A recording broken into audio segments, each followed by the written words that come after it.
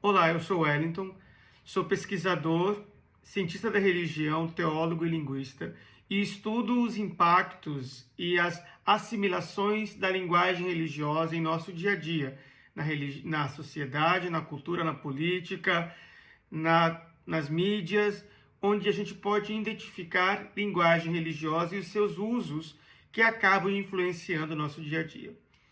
Quero falar com vocês hoje sobre uma percepção que tem sido difundida de que existe um interesse mais vivo de homens, de pessoas jovens, especialmente homens, em relação ao interesse religioso a determinadas alas do cristianismo, sobretudo no dito Ocidente, a religiões de transfundo evangélico. Será que isso de fato é verdade?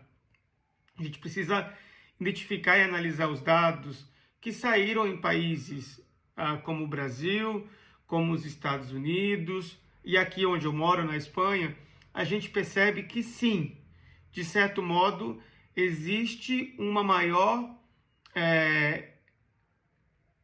presença ou maior frequência de pessoas jovens, sobretudo entre 20 e 35 anos, em espaços religiosos. E esse número, de certo modo, acompanha algum tipo de instabilidade que o mundo viveu nos últimos 17, 18 anos. Vamos dizer nos últimos 20 anos, para ser mais redondos aqui nesse número. Se a gente observa os últimos 20 anos, a gente teve diversas crises que, de certo modo, fizeram com que o interesse por religião despontasse. A gente tem, ao mesmo tempo, linguagem religiosa cada vez mais difundida com a disseminação das redes sociais, com a disseminação das plataformas de vídeo, sobretudo. A gente pode contar isso, sendo que 2005 é de modo mais específico quando a plataforma como o YouTube ganha notoriedade, ganha acesso, e a gente começa a ver então lançamentos de livros que misturam pensamento oriental com religião cristã, uma espécie de também de interesse por budismo, né, zen budismo, e a gente vê também uma rápida adesão de grupos evangélicos na sociedade, através da televisão, através da música, quando determinados grupos evangélicos ganham mais espaço, mudam seu estilo de música, mudam a sua estética visual nas igrejas, começam a surgir esse fenômeno de igreja de parede preta, né? Igreja que ganha um apelido aí de, né? Elas vão ganhar um adjetivo, church, né? Igreja church.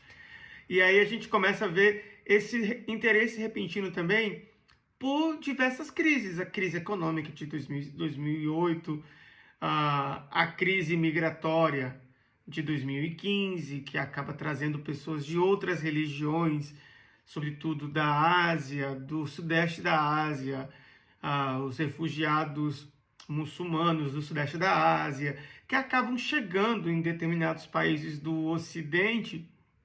E quando eu estou falando aqui do Ocidente, eu estou me referindo à Europa e Estados Unidos da América, e também Canadá, né?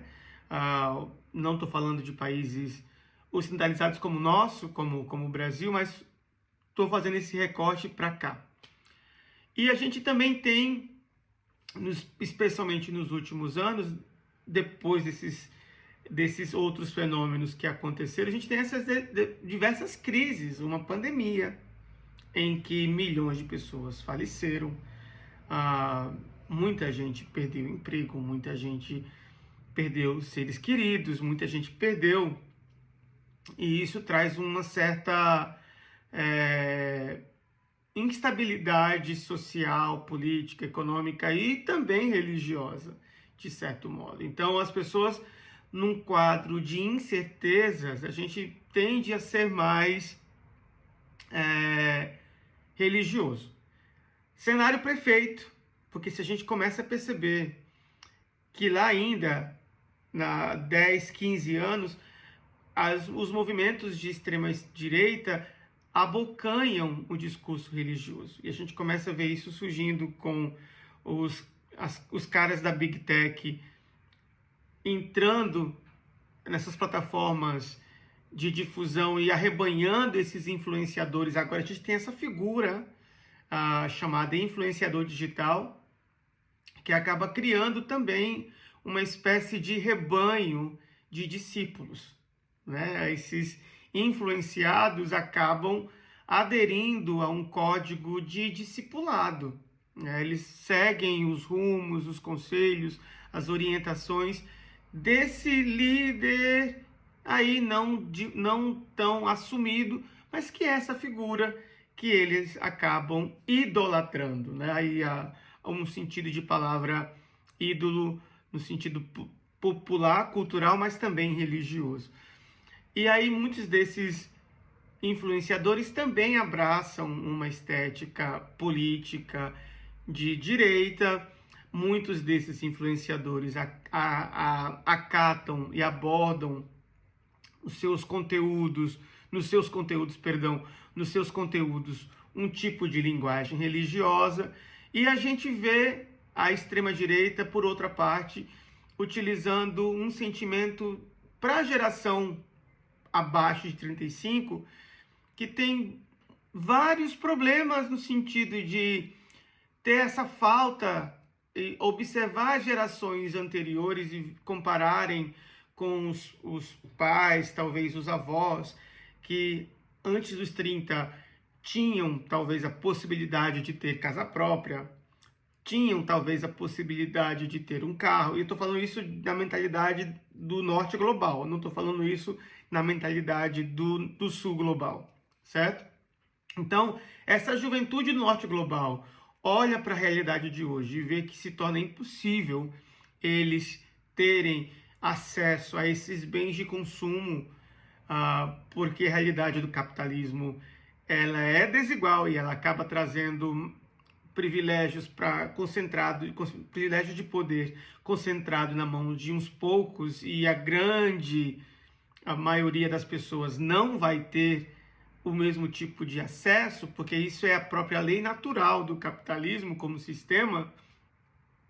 As pessoas então apelam para a religião, as pessoas então apelam para o senso de buscar a raiva, primeiro como discurso político, e esse discurso religioso, ele lastreia, então, outros efeitos, traz outras complicações e outros efeitos colaterais, como é a crise, ele desponta a crise dos masculinismos, ele desponta um aumento desenfreado do machismo, dos feminicídios, vão surgir movimentos dentro desse mundo online, como os movimentos Red Pill, e na Deep Web, né, na Dark Web, vai surgir toda sorte de coisas que vão perseguir, demonizar e usar a linguagem religiosa para demonizar minorias, tais como mulheres, pessoas migrantes, pessoas LGBT+,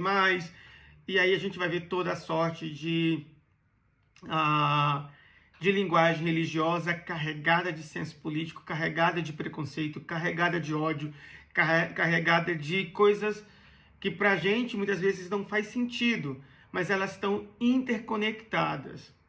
Então, o aumento do interesse religioso por parte de homens com menos de 35 anos, machismo, feminicídio, preconceito, racismo, xenofobia, uma cultura do corpo perfeito, de remédios para ficar musculoso, ficar bombado, e a religião como um produto do mercado, difundido por séries, músicas, artistas, influenciadores.